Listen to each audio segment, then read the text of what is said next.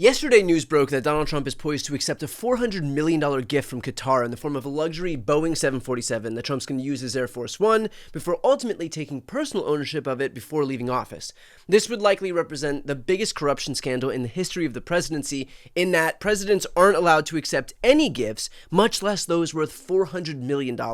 He was asked about the scandal today, and he didn't exactly do himself any favors. On Qatar, has Qatar asked for anything in exchange for that $400 million luxury jumbo jet? And how can the American people be so sure that they will not in the future? Well, I think what happens with the plane is that, we're very disappointed that it's taken Boeing so long to build a new Air Force One. We have an Air Force One that's 40 years old.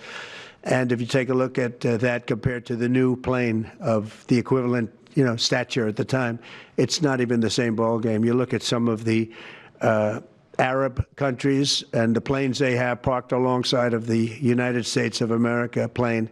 It's like from a different planet. And it's close to 40 years old, might be more than 40 years old now. And we, when I first came in, I signed an order to get it built. I took it over from the Obama administration. They had originally agreed. I got the price down much lower. And then when the election didn't exactly work out the way that it should have, a lot of work was not done on the plane because a lot of people didn't know. They made change orders that were so stupid, so ridiculous. And it ended up being a total mess, a real mess. And when I came back, I said, by the way, what's going on with the Boeings that are coming in? Well, sir, they're way behind. And they are. They're way behind. They were way behind. Another mess that I inherited from Biden. And it's going to be a while before we get them. And I think Qatar, who has really, we've helped them a lot over the years in terms of security and safety. I think they, and very, very nicely, and I have a lot of respect for the leadership and for the leader, Qatar. And I think they knew about it because they buy Boeings. They buy a lot of Boeings. And they knew about it. And they said, we would like to do something. And if we can get a 747 as a contribution to our Defense Department to use during a couple of years while they're building the other ones. I think that was a very nice gesture. Now, I could be a stupid person and say, oh, no, we don't want a free plane. We give free things out. We'll take one, too.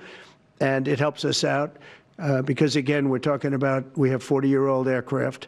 The money we spend, the maintenance we spend on those planes to keep them tippy-top is astronomical. You wouldn't even believe it. So I think it's a great gesture from Qatar. I appreciate it very much. I would never be one to turn down that kind of an offer. I mean, I could be a stupid person and say, no, we don't want a free, very expensive airplane. Trump says, I could be a stupid person and say, I don't want a free, very expensive airplane.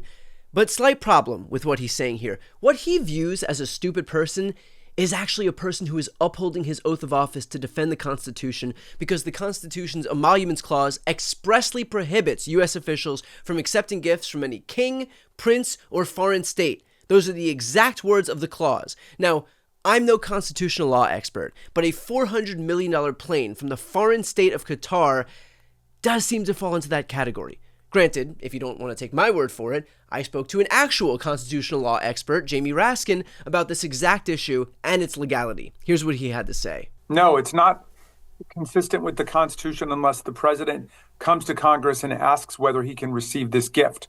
Because Article 1, Section 9, Clause 8 of the Constitution, the Foreign Emoluments Clause, says that no person occupying any office of profit or trust in the United States, that includes the president, shall receive from a prince, king, or foreign state a present, an emolument, which means a payment, an office or a title of any kind, whatever, without the consent of Congress. So if you want to take, a $5,000 vacation gift or a $100,000 check or a $400 million jet, you got to come to Congress first to ask. I mean, there's a great story about Abraham Lincoln, who received from the king of Siam a beautiful elephant tusk. It was in the middle of the Civil War. And Lincoln took the Foreign Emoluments Clause so seriously, like pretty much every other president, that he came to Congress and he said, I love this tusk. Can I keep it? And Congress met and they said, hey, you're doing a great job in the war Honest Abe, and we love you, but no, you can't keep that. Turn that over to the Department of the Interior. And look, of course Trump knows that what he's doing is illegal. It's just that he doesn't care about following the law. This guy is a convicted felon whose current position is the only reason he's not in federal prison right now. And his litmus test for hiring those around him was a shared interest in also flouting the law for personal gain. Which is why, by the way, Pam Bondi is the Attorney General right now. It would normally be her responsibility to enforce the law against what Donald Trump is doing, but she herself accepted a $25,000 donation from Donald Trump while she was serving as Florida's Attorney General and deciding whether or not to prosecute Trump University for fraud. Surprise, surprise, she didn't pursue charges. And she was also a registered lobbyist for Qatar and received $115,000 per month for her services. In other words, in Pam Bondi, you've got a perfect storm of corruption and allegiance to the very country that is bribing Donald Trump right now. So, not exactly a surprise that she's not interested in enforcing the law or upholding the Constitution. But what Bondi and Trump can control is the very blatant optics of corruption, which is why questions like this one are being asked. Mr. President, what do you say to people who view that luxury jet as a personal gift to you? Why not leave it behind? You're ABC fake news, right? Why not? It's only ABC. Well, a few of you would. Let me tell you, you should be embarrassed asking that question. They're giving us a free jet. I could say, no, don't give us, I want to pay you $1 billion or 400 million or whatever it is. Or I could say, thank you very much. You know, there was an old golfer named Sam Snead. Did you ever hear of him? He won 82 tournaments. He was a great golfer. And he had a motto: when they give you a putt, you say, thank you very much. You pick up your ball and you walk to the next hole. A lot of people are stupid. They say, no, I insist on putting it. And then they putt it and they miss it. And their partner gets angry at them. You know what? Remember that, Sam Snead. When they give you a putt, you pick it up and you walk to the next hole and you say, thank you very much. Oh, right. How stupid of us. When someone hands us a putt, otherwise known as a bribe in this situation, you're just supposed to say thank you. Because as we all know, bribes never warrant any payback. Famously, bribes are a one-way street and the offerer doesn't expect anything in return. Now, if you'll excuse me, I have a meeting with a Nigerian prince who has a wonderful investment opportunity just for me. The reality is that our national security, our economic security, and the preservation of our democracy itself depends on a system of government where our elected officials, and especially the President of the United States, are actually beholden to the Constitution and not to foreign kings. But Trump isn't interested in defending democracy because he is focused on enriching himself. That's why his strategy here is to pretend that it would be stupid not to accept a bribe, that it would be stupid to uphold the Constitution, that it would be stupid to follow the law.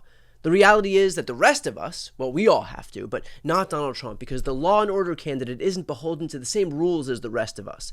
This is how you're left with a president loyal not to his own country, but to foreign interests. When you elect a money-hungry con man, you can't be surprised when he governs like one.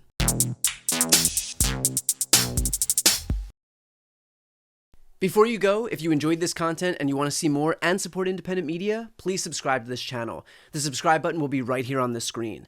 But second, the reality is that we are now in a political environment where this administration can lean on any of the social media platforms to suppress certain voices if they don't like critical coverage. That means my longevity here is in the hands of a few tech billionaires who are already making it clear that they are willing to cater to this administration. To that end, signing up for my newsletter is a way for me to reach you directly if that ever becomes necessary. I'll put the link right here on the screen as well, so please sign up. It's free, but there's also an option to do a paid subscription if you'd like to support me and my team. I really appreciate it. Thanks so much for watching.